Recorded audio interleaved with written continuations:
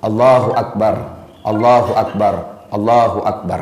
Disambung oleh malaikat, disambung oleh Ibrahim alaihissalam, la ilaha illallah, huwallahu akbar.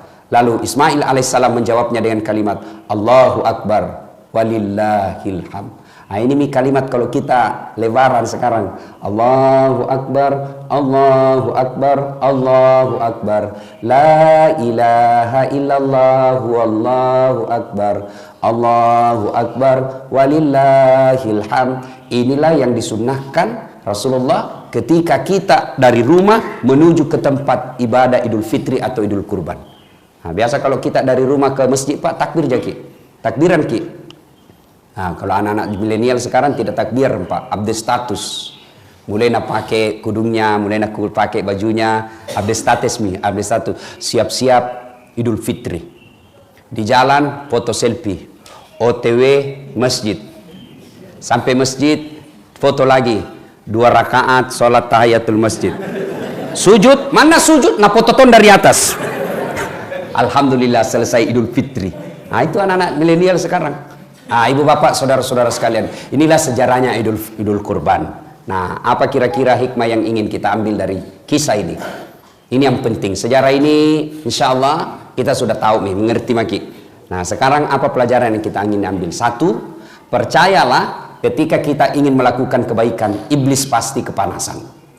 Setiap kita mau melakukan kebaikan, iblis pasti berupaya menggoda kita. Bukan cuma sekali kita dia goda, berkali-kali, dan tidak akan berhenti sebelum berhasil. Salah satu definisi iblis itu berupaya menggoda kita sampai berhasil. Jadi iblis itu tidak akan berhenti sebelum dia berhasil menyesatkan kita. Contoh, hayya 'alas shalah. Nah, bangun ki, nah goda ki iblis dulu. Sebentar pi, masih ada waktu ini 10 menit baru kaman. Anggaplah bapak berhasil bangun, jangan pikir setan berhenti di situ. Nagoda ki lagi, apa nabisi ki? Dingin, wudhu ke subuh tuh, dingin. Akhirnya apa? Wudhu kita tidak sempurna, buru-buru kita. Percayalah ketika wudhu kita batal, maka tidak sah kita punya sholat. Nagoda ki, anggaplah wudhu sangat bagus. Nagoda ki itu langsung bunyi handphone tak? Bunyi handphone, langsung bunyi, kita wudhu sambil terima handphone. Yo. Sebentar pi, di mana ki warung kopi sebentar? Ya sama makin nanti, tunggu mana? Nah, coba wudhu, sah wudhu kita, tapi dia berupaya untuk tidak menyempurnakan. Kenapa? Supaya kurang pahala tak. Anggaplah kita berhasil wudhu dengan baik, nah goda ki lagi sampai di masjid. Nah dia timer, hampir mikomat, dah cukup itu 3 menit, duduk mako salah doa tayi itu. Dia goda terus kita.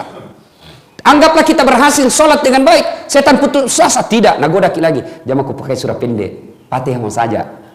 Anggaplah kita berhasil baca Fatihah dengan baik, dengan surah pendek dengan baik, gerakannya lagi nak ganggu iki. Sudah gerakan dengan baik, jangan pikir setan mundur sampai di situ.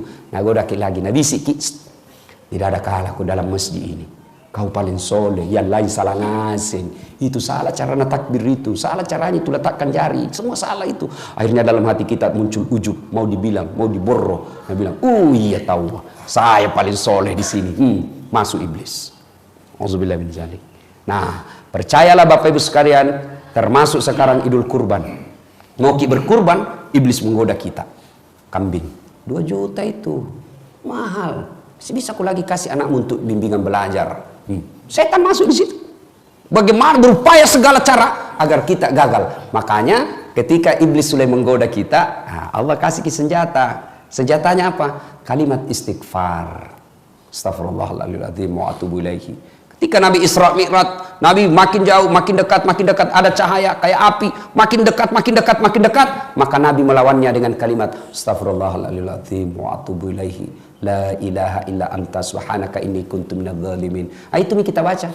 Nah, sudah, inilah hikmah pertama, bahwa harus selalu diingat ketika kita mau melakukan kebaikan, iblis pasti berupaya menggagalkan. Maka melawan godaan iblis itu dengan kalimat istighfar. Astaghfirullahaladzim wa atubu ilaihi. Suatu ketika datang anak muda bertanya kepada Nabi, ya Rasulullah, saya berbuat dosa. Maka Nabi berkata, bertobatlah. Tapi kuulang lagi. Nabi berkata, tobat kau sedek. Tapi kuulang lagi, tobat lagi. Buat iblis sampai putus asa untuk menggodamu.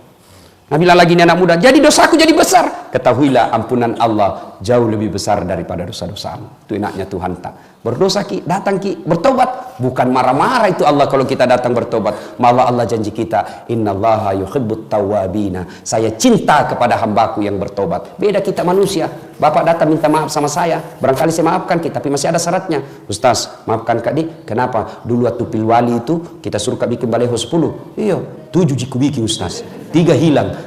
Saya maafkan kok bos. Tapi jangan lagi lewat depan rumahku. Masih ada buntutnya Pak. Kalau Allah kita bertobat, datang banyak dosa, Allah janji kita, saya cinta kok. Innallaha yuhibbut tawwabina. Ibu bapak saudara-saudara sekalian, hikmah yang kedua dari kisah ini, bahwa ternyata aset yang paling berharga itu anak yang soleh. Coba Pak, saya tadi dalam sholat, waduh sempat menetes air mata saya. Luar biasa, saya ingat orang tua saya dengan kejadian tadi. Pak Imam, Ustadz Ikhwan, langsung ada si Ananda Umar, baru belum dilupa Umar, baru ada gejala-gejala, langsung Umar masuk lurus ke bacaan. Subhanallah, Pak, apa Bapak tidak bangga punya anak seperti itu? Jangan kita terlalu bangga kalau bahasa Inggris dia anak tak pintar. Pak, jangan kita tahu jago itu anak Ustaz, masih SD pintar bahasa Inggris. Jago anak bahasa Inggris. Itu makin di Inggris, anak-anak di sana bahasa Inggris semua. Betul Kak? Dari kecil sampai pikun orang di sana bahasa Inggris semua. Nggak jago itu Pak. Banyak yang begitu. Kursus bahasa Inggris mulai dari kelas 4 tahun bahasa Inggris nih. 10 tahun masih bahasa Inggris. Jangan Ki. Kalau berdoa juga nanti tidak jadi bilang, "Oh my God, please help me my father." Taleka. Tidak begitu juga orang berdoa. Jangan makal anak muda. Serius kayak ini bos. Alhamdulillah ibu bapak adik-adik sekalian ya. Saya langsung ingat orang tua saya. Masya Allah. Bapak saya itu kodon tidak pernah belajar agama. Ibu saya juga tidak pernah belajar agama. Sekolah pun tidak cukup. Hanya pandai membaca dan menulis. Apa yang membuat saya kadang-kala tersentuh. Apa kita tidak bangga Pak? Orang tua tak tanya ki agama lalu kita jelaskan.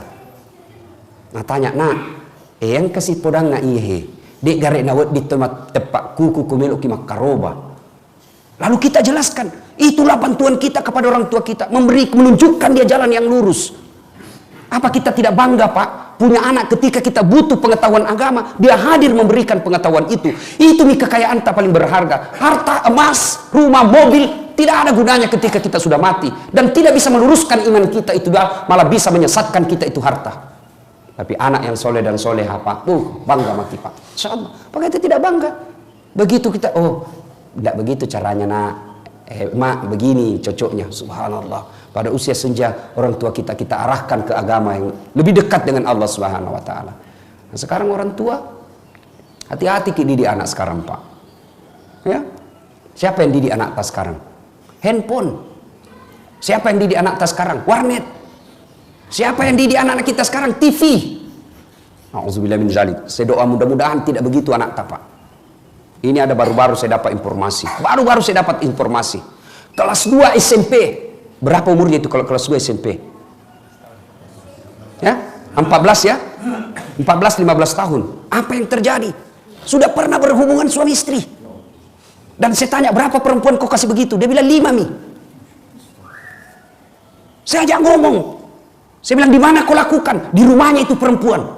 Beranimu itu? Dia bilang, bapaknya ibunya kerja semua Ustaz. Malam baru pulang. Apa Mi kalau begini anak tak? Setengah mati dicarikan uang. Nah pakai rumah tak berzina. Kita bangga Mi bagus rumah tak. Kita bangga kita dihormati orang. Kita bangga banyak duit tak. Kita bangga bermewah-mewah kita punya mobil. Tapi anak tak berzina di rumah tak tiap hari. Dan itu bukan cerita fiktif. Itu banyak yang terjadi. Ini yang perlu. Momentum Idul Kurban ini, evaluasi apa anak tak ini seperti Ismail atau menjadi anak yang dekat dengan iblis. Tak ada gunanya anak tak tinggi sekolahnya kalau dia jauh dari agama. Begitu kita masuk di kubur, siapa yang doakan kita? Masuk di kubur, siapa doakan kita? Saudara tak? Jangan makin harap. Tanya diri tak masing-masing. Pernah tak kita doakan adik tak dalam 24 jam? Pernah kita doakan saudara tak dalam 24 jam? Jarang. Saya saja nak minta ke saudaraku baru saya doakan. Doakan kak dia? Iya gampang nih.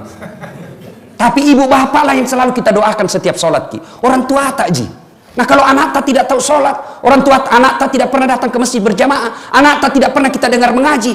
Bayangan itu Pak, di kuburan nanti sengsara hidup tak. Ayo. Jangan sampai anak kita ini orang tua kan kadang gagal wujud cintanya baik, sayang mau nyayangnya anaknya bagus, tapi aplikasinya yang salah. Semangat cintanya kepada anak bagus, tapi cara cintanya itu yang salah. Dibelikan HP-nya smartphone. Itu bapak kalau belikan anak smartphone, lalu dia punya data. Oke, tidak ada datanya, tapi dia punya wifi. Dia dapat internet gratis. Saya ini dosen komunikasi. Banyak meneliti soal media. Dan itu anak tadi mana dapat itu pak? Di mana dia dapat informasi porno-porno? Dari handphonenya. Coba maki, suruh tulis di situ. Anak-anak kita pakai smartphone, nah tulis saja itu di mesin pencari. Film porno, Indonesia blokir. Tapi ada lagi mesin yang bisa membebaskan blokir itu. Akhirnya apa? Pencariannya lari dulu ke Singapura. Tidak diblokir, dia bisa buka. Dan keluarlah itu ratusan informasi tentang porno. Kalau kita dulu kecil pak, jangankan film, gambar saja tidak bisa didapat. Akhirnya apa? Kita tidak pernah pikiran yang jorok-jorok. Sudah itu tiap malam diterpa otaknya dengan pikiran-pikiran porno. Sudah itu malam anak tak kita kira jago ki, satu anak satu kamar, kita rusak itu anak tak. Kita dulu zaman kecil satu kamar 3 ki bersaudara di dalam. Akhirnya apa? Kita punya kekerabatan persaudaraan kencang. Kita punya persaudaraan kuat. Kenapa? Kita sama tidur. Sekarang satu anak satu kamar, satu anak satu TV, tidak pernah ketemu, pulang rumahnya, pulang sekolah, masuk kamarnya masing-masing, memegang HP-nya, mulai mima video call. Ya tiba ada namanya sekarang video call. Ya kak dek bibir tak dek, ini nih kak, kasih turun-turun sedikit, ya sedikit lagi dek, buka-buka sedikit. Apa? Tiap malam dia begitu, tiap malam, akhirnya apa? Ketemu nanti, nah praktek nih. Itu yang merusak anak-anak kita. Maka bapak, pengajian kali ini, hati-hati pak. Jangan maki kasih smartphone anak tak. Masuk lagi pak. Belum saatnya dia pegang itu. Kasih saja HP 3G. Seperti HP nama makku. Miss call G, SMS G, terima G. Ah itu saja. 3G juga itu bos. Bapak saudara-saudara sekalian. Yang ketiga, hikmah dari pengajian kita ini. Bapak ibu saudara-saudara sekalian. Berkurbanlah. Alhamdulillah. Allah tidak nasuruh jaki potong anak tak. Tapi kambing jina suruh ki sama sapi. Ya kalau nasuruh ki potong anak tanah empat, masih ada pilihan. Potong anakmu, dicari yang mana yang paling dongo ini.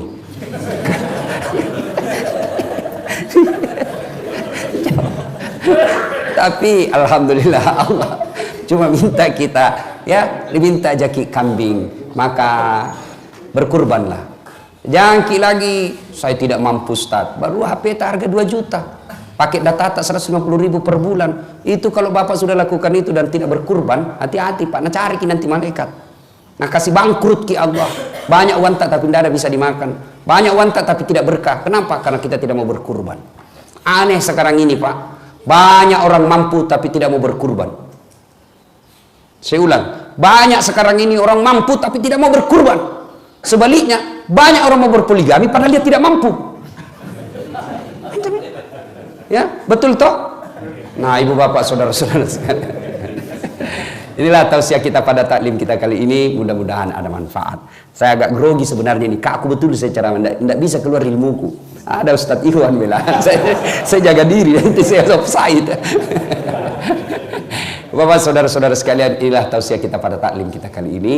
Sebagai penutup, saya ingin menyampaikan firman Allah, Bismillahirrahmanirrahim.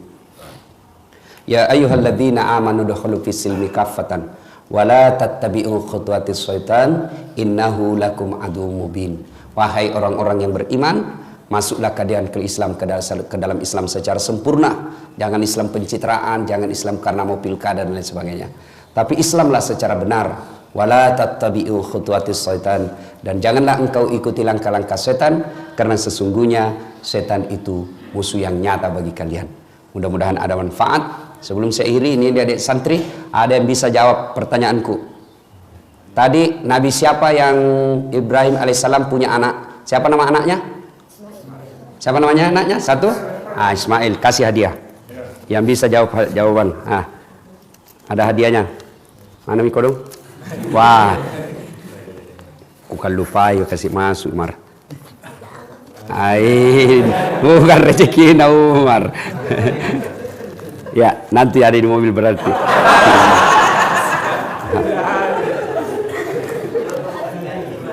Sudah dijanji tawa. Uang Malaysia mau ku kasih Umar. Ya ambil ya, rezeki. Malaysia, mudah-mudahan bisa pergi Malaysia, Umar. Ya, Bapak, saudara-saudara sekalian, inilah tausiah kita, mudah-mudahan ada manfaat. Nah, satu lagi, apa hikmah dari pengajian tadi ini? Ada 3, Dek. Ini yang hafal-hafal. Ada 3 apa? Ada yang tahu? Satu mau sebut. Siapa? Siapa? Ayo, ada lagi? Siapa? Ya, Pak. Oh, menjadi anak soleh, dapat hadiah juga. Nah, hadiahnya.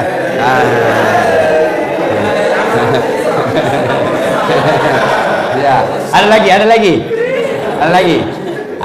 Ini hikmahnya ini, Pak. Makanya kalau pergi masjid di depan ki duduk.